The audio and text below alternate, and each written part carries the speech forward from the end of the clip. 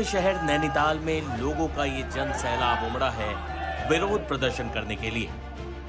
एक 76 साल के ठेकेदार जिसका नाम उस्मान बताया जा रहा है, उसने एक 12 साल की नाबालिग बच्ची के साथ 3 महीने तक दरिंदगी की।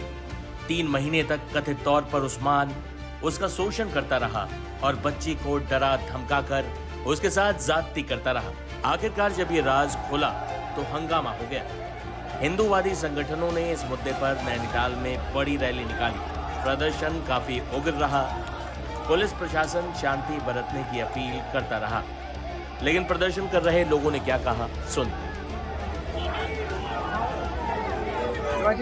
एक जुलूस लेके जा रहे हैं, क्या है मांग और किन मुद्दों को लेकर मिलने का? हमने कहा था इसमें कुमाऊं आयुक्त के माध्यम से हम मुख्यमंत्री महोदय को ज्ञापन सौंपेंगे और इसमें हमने कुछ बिंदुओं पर खासकर चर्चा करी है, जैसे जो बाहर के लोग आ रहे हैं उनका सत्यापन और उसके सत्यापन के अलावा जो इनकी वहां आपराधिक संलिप्तता रही है, गतिविधियां रही हैं, उसका लेखा जोखा। क्या है मांग, क्यों आखिर सड़कों को उतरी है? मांग भाई साहब, ये मांग जो थी हमारी बहुत लंबे समय से चली आ रही थी, लेकिन ये आक्रोश यहाँ की स्थानीय पुलिस को दबा के रखा हुआ था। ये हिंदूवादी संगठनों का कभी साथ नहीं देते थे और जहाँ पर हम सही भी होते थे तो कोतवाली और थाने के माध्यम से हमको झूठा करार देके। क्या हुआ है मामला? मामला ये हुआ है, 12 वर्षीय लड़की जो कि हमारे धर्म के से ताल्लुक रखती है, गरीब परिवार से संबंध रखती है, हमारी बहन के साथ 3 महीने तक लगातार यौनाचार की घटना हुई है। कल जब वो अति हो गई, वो उसको कहीं जंगल में छोड़ के आया, उस्मान नामक ये विधर्मी समाज का व्यक्ति जो कि 65 से 70 वर्ष का है, उसको जंगल में छोड़ के आया, तब जाके हमको घटना का मालूम चला और 8:30 बजे जब घटना का हमको हमारी संज्ञान में आया, हमने रात को थाना घेरा और थाने में तत्काल प्रभाव से उसको हमने मेडिकल करवाया। मतलब पुलिस की गतिविधि जो है बहुत ज्यादा संदिग्ध है नैनीताल पुलिस की। वही प्रदर्शनकारी भीड़ काफी उग्र थी। भीड़ द्वारा पत्थरबाजी और हंगामे की घटनाएं भी सामने आईं। कुमाऊं डिवीजन के कमिश्नर दीपक रावत प्रदर्शनकारियों को समझाते बुझाते नजर आए। जो घटना हुई है उसका पुलिस ने संज्ञान लिया और उसमें अभी की गिरफ्तारी हो गई। इसमें कठोर से कठोर जो कार्रवाई कानून में है की जाएगी। कोई भी भविष्य न करे, लेकिन साथ ही साथ मेरी नैनीताल वासियों से अपील भी है कि हम लोग शांति, सौहार्द और जो भाईचारे का कल्चर है उसको भी बनाए रखें और अनावश्यक अफवाहों पर ध्यान न दें, लेकिन कानून अपना काम करेगा और कठोर से कठोर करेगा। इस मामले में आरोपी ठेकेदार उस्मान को गिरफ्तार कर लिया गया है और कोर्ट में पेश कर दिया गया है। वही उसका आवास भी अवैध जमीन पर बना हुआ पाया गया है, लिहाजा उसे तोड़ने का नोटिस भी जारी हो गया। अधिक जानकारी दे रहे हैं नैनीताल के एसपी।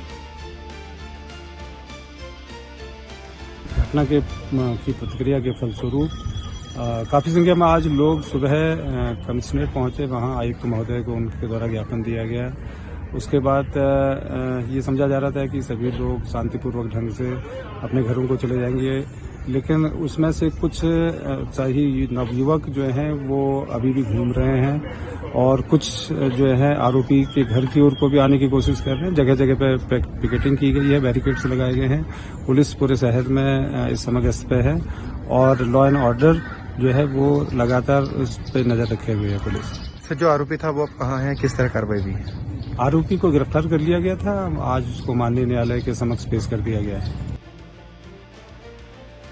वही कुमाऊं डिवीजन के कमिश्नर दीपक रावत ने कहा कि आरोपी पर कार्रवाई की जा रही है, लेकिन उन्होंने प्रदर्शनकारियों से शांति बनाए रखने की अपील की।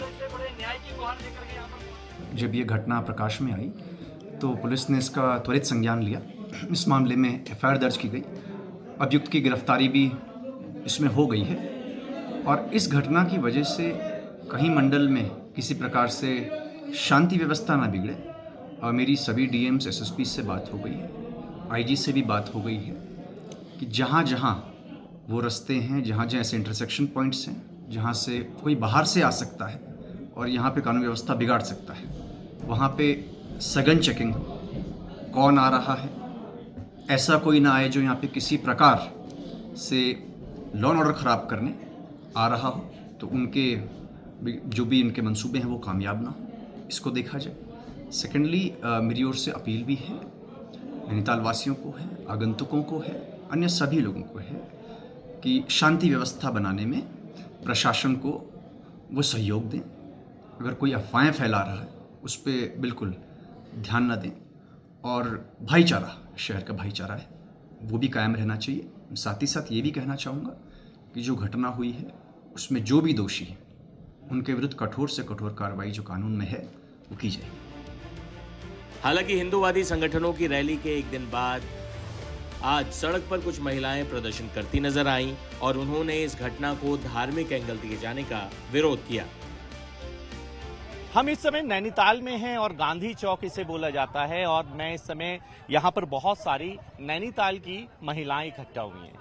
इकट्ठा होने की वजह यह है कि उनकी सुरक्षा को लेकर क्या बातें हो रही हैं और क्या सुरक्षा को लेकर चाक चौबंद स्थिति है, लॉ एंड ऑर्डर्स को लेकर बात करने के लिए हमारे साथ मौजूद हैं। यहाँ पर क्या चाहती हैं आप और किस मांग को लेकर आप यहाँ इकट्ठा हुए? सर, मेरा मेन टॉपिक यही है कि यहाँ जो मेन मुद्दा था वो लड़की के लिए था। जो 12 वर्षीय लड़की थी उसका मुद्दा था कि उसके साथ रेप किया गया।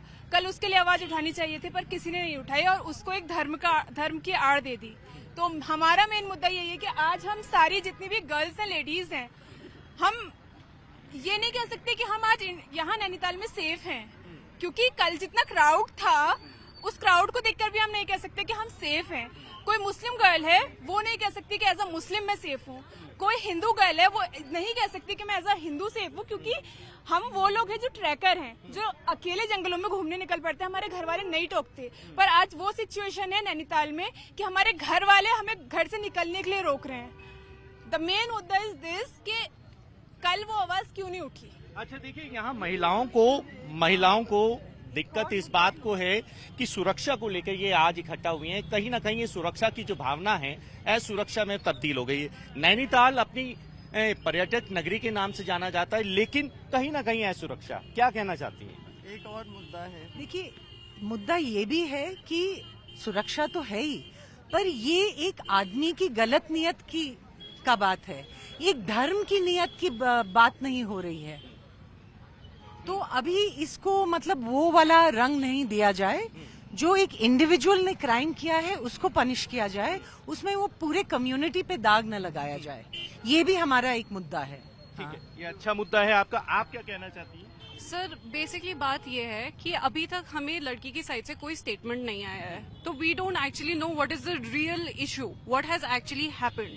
We want to demand whatever is the truth, whoever is involved, be it anybody, उसको सजा मिलनी चाहिए। मैं आपकी जानकारी में देता हूँ कि कल 164 यानी एसडीएम के सामने उनके बयान हुए। उन्होंने उसे पहचाना है, उस बच्चे ने उन्हें पहचान लिया और पूरा इंसिडेंट बताया, जिसके बाद पुलिस ने कार्रवाई की है। अब आपका क्या कहना है महिलाओं की सुरक्षा को लेकर? आप लोग अब क्या करने वाले हैं? सर, हम क्या कर सकते हैं? हम यहाँ आवाज उठाने आए हैं। हम पूछने हैं अथॉरिटीज से कि इतना बड़ा मुद्दा हुआ, उसके बाद उनसे कोई ऑफिशियल स्टेटमेंट क्यों नहीं आया कि उन्होंने क्या स्टेप्स लिए हैं हमारी सेफ्टी के लिए। We have not heard from anyone कि या तो कहीं पे पुलिस क्या गार्ड लगाया गया या कुछ एरियाज ऐसे हैं जिनको पहचाना गया है जो अनसेफ लगते हैं। वहाँ पे लाइट ही नहीं है, लाइट्स नहीं है, स्ट्रीट लाइट्स नहीं है, पूरे ठंडी सड़क, पूरे ऊपर कहीं लाइट्स नहीं है, मस्जिद के ये साइड कोई लाइट्स नहीं है, कहीं भी मतलब जहाँ कैसे एक्सेसिबल होगा हम लोगों के लिए, नहीं है। आप क्या कहना चाहते हैं? मुसलमानों के लिए क्या इंतजाम हो गया है कि they can stay safe. One man of the Muslim community has committed a crime, why are their shops which have nothing to do with him being stoned? ये मैं कहना चाह रही हूँ। ठीक है, और ये खुले आम हो रहा है और मतलब क्या एडमिनिस्ट्रेशन क्या स्टेप्स ले रही है उनके सेफ्टी के लिए? और कल की रैली में आपको लगता है कि वो रैली वुमेन सेफ्टी के बारे में थी? हमारा क्वेश्चन सब लोगों से ये है, जो लोग बात कर रहे हैं कि डेमोग्राफी चेंज इशू है, या जो लोग बात कर रहे हैं कि लैक ऑफ एजुकेशन, जो भी इशू है, पर हम एज वुमेन प्लीज से कि अगर as normal women of Nainital हम we don't identify religion as a threat. हम हर उस आदमी से हमें डर लगती है जो हमारी बाउंड्रीज क्रॉस करता है, जो हमें रिस्पेक्ट नहीं करता, जो पी के हमें गाली गलौज देता है, जो आज हम इंस्टाग्राम में इसके लिए प्रोटेस्ट कर रहे हैं, जो हमें थ्रेट्स दे रहे हैं, हम उन सबसे we are not safe from them. आपका क्या मानना? मेरा यही मानना है कि जैसे कल की जो रैली थी, इट वाज बेसिकली जो लोगों ने दिखाया था कि वो एक रेप विक्टिम के लिए रैली हो रही है, बट उसमें जो लैंग्वेज यूज हुई है, जो उसमें स्लोगन्स यूज हुए हैं, वो इतने गंदे थे कि आई डोंट थिंक वो एक वुमेन सेफ्टी के लिए रैली उसको हम नेम दे सकते हैं। जी आज हम यहाँ आए हैं क्योंकि हमें रिक्लेम करनी है अपनी स्पेस, क्योंकि कल जिस तरीके से रैलियाँ निकली थी हमें एज वुमेन हम सेफ नहीं फील कर रहे थे कि हम बाहर जाके खुद से रैली करें, क्योंकि जिस तरह से, जैसे और लोगों ने भी बोला, जिस तरीके से लैंग्वेज यूज करी जा रही थी, दूसरे धर्म की माँ बहनों को गाली दी जा रही थी, वो भी विमेन ही है। तो अगर वो इतना वो रखते हैं कि उनको गाली दें तो वो भी कुछ भी कर सकते हैं। तो इसीलिए हम यहाँ पे आए हैं जैसे कि हम ये बात कर सके कि हमें सिर्फ विमेन सेफ्टी चाहिए, फिर वो चाहे कोई भी धर्म, कोई भी प्रांत से, कहीं से भी आए, कोई भी इंसान।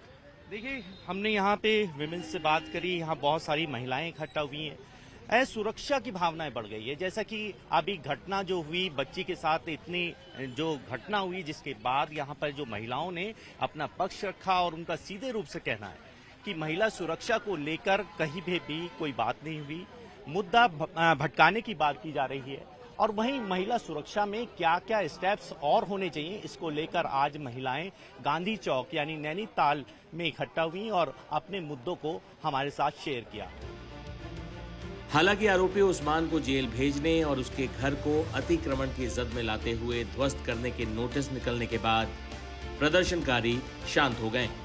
वहीं इस मामले में अब उत्तराखंड बाल अधिकार एवं संरक्षण आयोग और राज्य महिला आयोग ने भी सख्ती दिखाई। दोनों ही आयोगों की अध्यक्ष ने पुलिस को सख्त कार्रवाई करने के निर्देश दिए।